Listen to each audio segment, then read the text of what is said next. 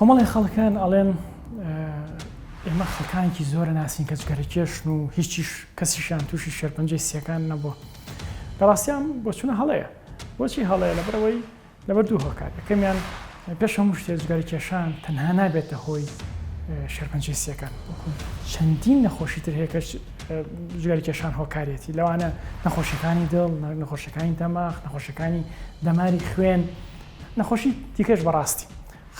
خاڵی دووەم ئەو کەسەی کە ئەڵێ خەڵکی چواردەوری من توش نەبوو بابێت سەردانێکی سەنتەرەکانی چارەسەری شێرپەنجە بکات.